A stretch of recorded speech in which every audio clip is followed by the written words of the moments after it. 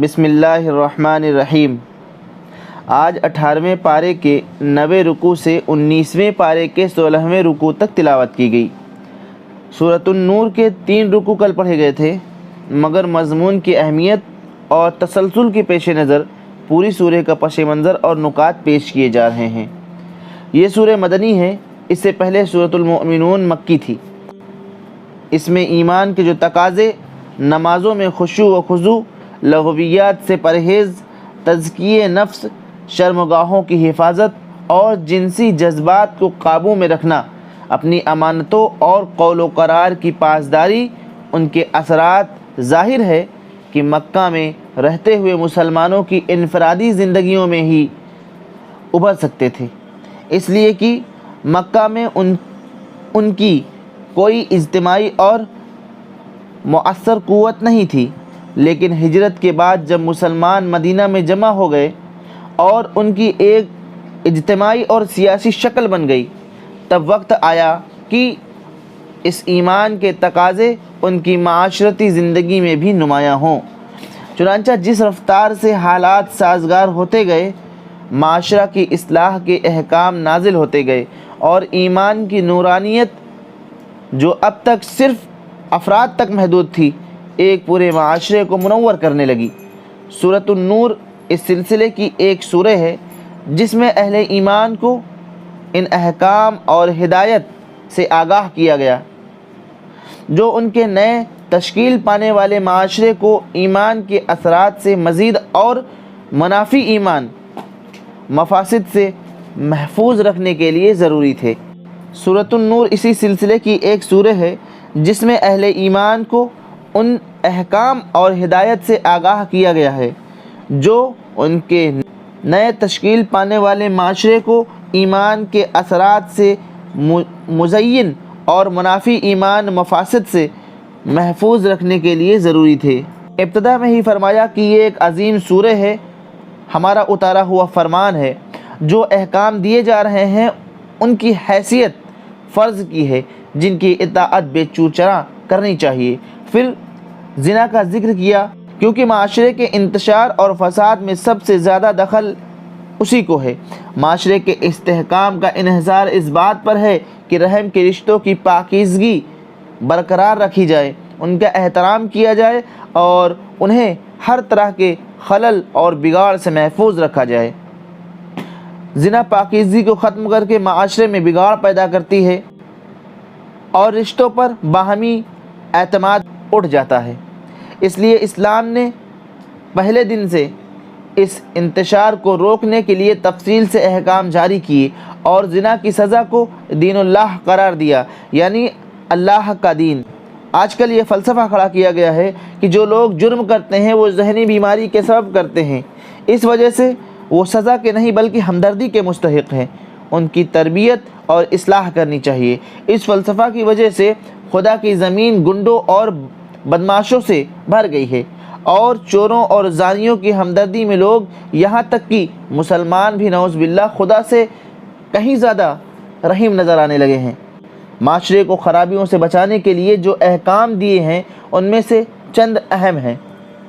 مسلمان مرد عورت کا یہ حق ہے کہ دوسرے افراد ان کے بارے میں اچھا گمان رکھیں اور جب تک دلیل سے کسی کا غلط ہونا ثابت نہ ہو جائے سنی سنائی باتوں پر کوئی فیصلہ نہیں کرنا چاہیے۔ شریر لوگوں کو بھی کھلی چھٹی نہیں ملنی چاہیے بلکہ انہیں برائی سے روکنا چاہیے اور مسنون طریقوں کی تلقین کرنا چاہیے۔ بدمعاش لوگ اچھے معاشرے کو برباد نہیں کر سکتے، اس لیے بے حیائی کا چرچا کرتے ہیں، مگر یہ بات خدا کے نزدیک بہت بری ہے۔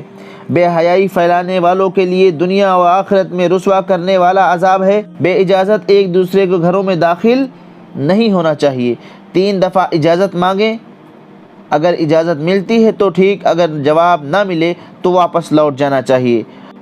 عورت اور مردوں کو آمنا سامنا ہونے پر نگاہیں نیچی رکھنے کا حکم دیا گیا ہے کیونکہ دونوں کے درمیان سب سے پہلا قاصد نگاہ ہوتی ہے۔ نفسیاتی استعال سے بچنے کے لیے باوقار لباس پہننے اور دوپٹہ اوڑھنے کو ضروری قرار دیا گیا ہے، جس سے جس سے سر اور گریبان کو ڈھانکا جائے، یہاں تک کہ سینہ بھی چھپ جائے۔ بیوہ عورتوں اور لونڈی غلاموں تک کا نکاح کرنے کی تاکید کی اور کہا کہ جب کوئی نکاح کی عمر کو پہنچ جائے تو لازماً نکاح کا بندوبست ہونا چاہیے۔ کائنات کی نشانیوں پر غور کرنے کی دعوت دی کہ اس کائنات میں تمام اختیارات اور تصرفات کا مالک اللہ وحدہ لا شریک ہے۔ ہر چیز اسی کی حمد و ثنا اور تسبیح کر رہی ہے، اس لیے انسانوں کا بھی فرض ہے کہ اس پر ایمان لائیں، اس کی عبادت اور اطاعت میں کسی کو شریک کر کے اس کے غضب کے مستحق نہ بنے۔ یہاں اشارہ ہے اس بات کی طرف کہ اللہ کے حکم کے خلاف کسی کی اطاعت نہ کی جائے۔ ہمارے ہاں ایک بیماری پھیلی ہوئی ہے کہ شوہر اگر بے پردگی اور بے حیائی چاہتا ہے تو عورت یہ کہہ کر کہ شوہر ایسا چاہتا ہے وہی روش اختیار کر لیتی ہے۔ اس کا کوئی جواز نہیں ہے۔ منافقین کو تنبیہ کی کہ انہوں نے جو روش اپنائی ہوئی ہے کہ اپنے مفاد کے حد تک خدا اور رسول کا کہنا مانتے ہیں اور مفاد کے خلاف ان کے حکم کو ٹال جاتے ہیں، یہ روش اب نہیں چلے گی۔ ماننا ہے تو پوری یکسوئی سے خدا اور رسول کا حکم مانو، ورنہ خدا کو تمہاری کوئی ضرورت نہیں، تمہاری کوئی پرواہ نہیں۔ رسول صلی اللہ علیہ وسلم کے سچے ساتھیوں کو نہایت واضح الفاظ میں خوشخبری دی کہ زمین کی خلافت تمہیں ملے گی اور مخالفین اور دین کے دشمن تمہارا اور تمہارے دین کا کچھ بھی نہ بگاڑ سکیں گے۔ تم نماز کا اہتمام کرو، زکوٰۃ ادا کرتے رہو اور رسول صلی اللہ علیہ وسلم کی اطاعت پر پوری دل جمعی کے ساتھ ڈٹے رہو۔ جلد وہ وقت آنے والا ہے کہ خدا خوف کی حالت کو امن اور اطمینان سے بدل دے گا۔ بعض معاشرتی احکام سورہ کے آخر میں دیے گئے ہیں۔ آیت 58 میں کہا گیا ہے کہ گھر کے نوکر چاکر اور نابالغ بچوں کو چاہیے کہ ان 3 اوقات میں اجازت لے کر کمرے میں داخل ہوں: فجر کی نماز سے پہلے، دوپہر کو جب کپڑے اتار کر لیٹتے ہیں، اور تیسرا عشاء کی نماز کے بعد۔ یہ 3 اوقات تمہارے پردے کے ہیں۔ ان اوقات کے علاوہ بلا اجازت آئیں تو تم پر ان کا کوئی گناہ نہ ہوگا۔ تم ایک دوسرے کے پاس بار بار آتے جاتے ہو۔ اس طرح اللہ سبحانہ و تعالیٰ اپنے ارشادات کی توضیح کرتا ہے، وہ بڑا علیم اور حکیم ہے۔ پھر بچے جب بڑے ہو جائیں تو چاہیے کہ اس طرح اجازت لے کر آئیں جیسے کہ ان کے بڑے آتے ہیں۔ جو عورتیں ادھیڑ عمر کی ہوں اور انہیں نکاح میں دلچسپی نہ ہو، وہ اگر اپنی چادریں اتار کر رکھ دیں تو ان پر کوئی گناہ نہ ہوگا، بشرطے کہ زینت کی نمائش کرنے والی نہ ہوں۔ پھر بھی وہ احتیاط کریں اور حیاداری برتیں تو ان کے حق میں زیادہ اچھا ہے۔ حضرت عبداللہ بن عباس رضی اللہ تعالیٰ عنہما فرماتے ہیں کہ جب اللہ تبارک و تعالیٰ کا یہ حکم آیا کہ ایک دوسرے کا مال ناجائز طریقوں سے نہ کھاؤ، تو لوگ ایک دوسرے کے ہاں کھانا کھانے میں سخت احتیاط برتتے تھے، حتیٰ کہ قانونی شرطوں کے مطابق صاحب خانہ کی دعوت اور اجازت جب تک نہ ہو کسی عزیز دوست کے یہاں بھی کھانا جائز نہیں سمجھتے تھے۔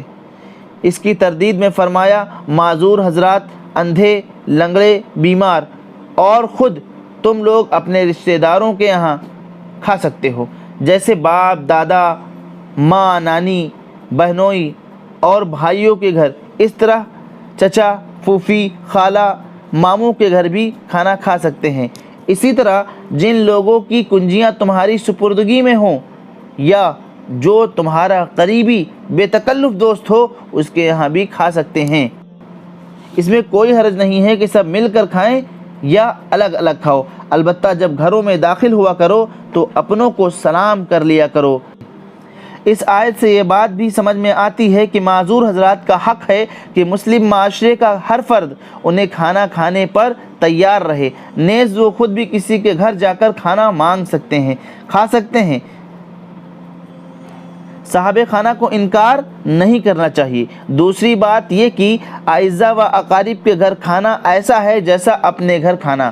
قریبی رشتہ داروں اور بے تکلف دوستوں کے یہاں کھانا کھانے کے لیے باقاعدہ اجازت ضروری نہیں۔ آدمی ان میں سے اگر کسی کے یہاں جائے اور گھر کا مالک موجود نہ ہو اور اس کے بیوی بچے کھانے کو پیش کر رہے ہیں تو بے تکلف کھانا کھا سکتا ہے۔ آخری رکوع میں فرمایا کہ جب اجتماعی کام کے موقع پر مسلمان رسول صلی اللہ علیہ وسلم کے ساتھ ہوں یا اپنے امیر کے ساتھ ہوں اور کوئی انفرادی ضرورت پیش آ جائے تو مسلمانوں کو چاہیے کہ رسول صلی اللہ علیہ وسلم سے یا امیر سے اجازت لے کر جائیں۔ پھر امیر کو اختیار ہے کہ اجازت مانگنے والے کی اجازت کے ضرورت کے مطابق چاہے اجازت دے یا انکار کر دے۔ پھر امیر کو اختیار ہے کہ اجازت مانگنے والے کی ضرورت کے مطابق چاہے اجازت دے یا انکار کر دے۔ پھر امیر کو یہ اختیار ہے کہ اجازت مانگنے والے کی ضرورت کے مطابق چاہے اجازت دے اور چاہے اس کا انکار کر دے، اور اگر اجازت دے تو ایسے لوگوں کے حق میں اللہ تبارک و تعالیٰ سے دعائے مغفرت کر دے کہ اللہ تعالیٰ معاف فرمانے والا اور رحم فرمانے والا ہے۔ اس میں تنبیہ ہے کہ کسی واقعی ضرورت کے بغیر اجازت طلب کرنا تو سرے سے ناجائز ہے۔ جواز کا پہلو صرف اس صورت میں نکلتا ہے جبکہ جانے کے لیے حقیقی ضرورت لاحق ہو، پھر ضرورت بیان کرنے پر بھی اجازت دینا نہ دینا رسول صلی اللہ علیہ وسلم یا امیر کی مرضی پر موقوف ہے۔ اگر وہ سمجھتا ہے کہ اجتماعی ضرورت اس شخص کی انفرادی ضرورت سے زیادہ اہم ہے تو وہ پورا حق رکھتا ہے کہ اجازت نہ دے، اور اس صورت میں ایک مومن کو اس سے کوئی شکایت نہ ہونی چاہیے۔ اجازت کے ساتھ استغفار کا حکم دینے میں تنبیہ ہے کہ اجازت طلب کرنے میں اگر ذرا سی بہانہ بازی کا بھی دخل ہو یا اجتماعی ضرورت پر انفرادی ضرورت کو مقدم رکھنے کا جذبہ کار فرما ہو تو یہ ایک گناہ ہے۔ لہذا رسول صلی اللہ علیہ وسلم اور ان جانشین کو چاہیے کہ اجازت دینے کے ساتھ یہ بھی کہہ دے کہ خدا تمہیں معاف فرمائے۔ اب سورہ فرقان نہایت مؤثر انداز میں شروع ہوتی ہے۔ بڑی ہی بابرکت ہے وہ ذات جس نے اپنے بندے پر حق و باطل کے درمیان امتیاز کر دینے والی کتاب اتاری تاکہ وہ اہل علم کو ہوشیار کر دے کہ وہ ذات آسمانوں اور زمینوں کی بادشاہی کی مالک کسی بیٹے یا بادشاہی میں کسی شرکت سے پاک ہے۔ اس نے ہر چیز کو پیدا کیا پھر اس کی تقدیر مقرر کی۔ لوگوں نے ایسی ہستی کو چھوڑ کر انہیں معبود بنا لیا جو کسی چیز کو پیدا نہیں کرتے بلکہ خود پیدا کیے جاتے ہیں، جو نہ جلا سکتے ہیں اور نہ مار سکتے ہیں۔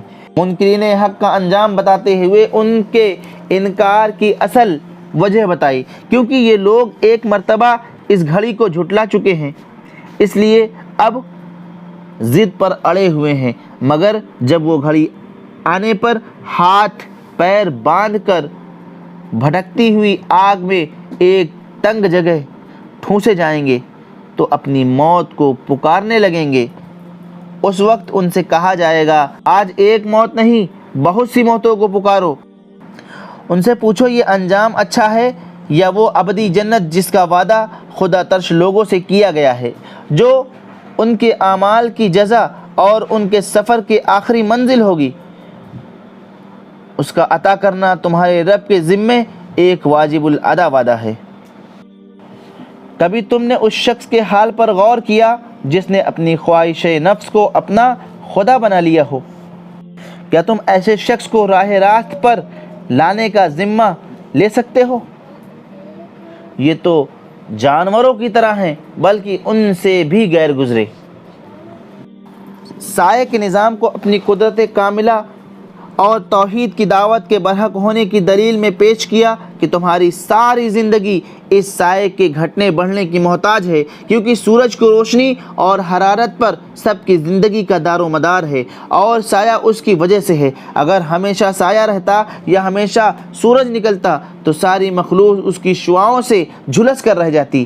یہ تو ایک حکیم اور قادر مطلق خالق ہے جس نے زمین اور سورج کے درمیان ایسی مناسبت قائم کر رکھی ہے جو ہمیشہ لگے بندھے طریقے سے آہستہ آہستہ سایہ ڈالتی ہے اور اسے گھٹاتی بڑھاتی رہتی ہے۔ یہ حکیمانہ نظام نہ تو خود بخود قائم ہو سکتا ہے اور نہ بے اختیار معبود اسے قائم کر سکتے ہیں،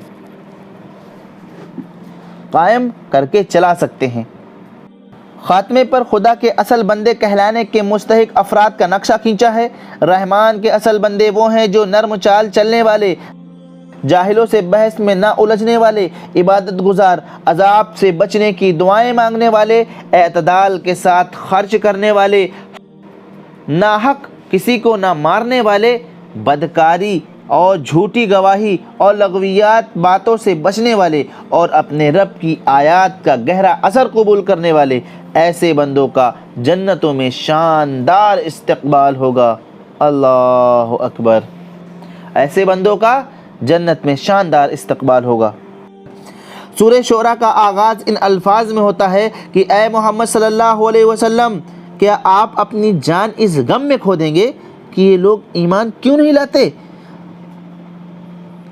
ہم چاہیں تو ان کے مطالبہ کے مطابق آسمان سے ایسی نشانیاں نازل کر سکتے ہیں کہ ان کی گردنیں ان کے آگے جھک جائیں، مگر اس طرح کا جبری ایمان ہمیں مطلوب نہیں۔ ہم چاہتے ہیں کہ لوگ عقل و فہم کے ساتھ ایمان میں داخلہ لیں۔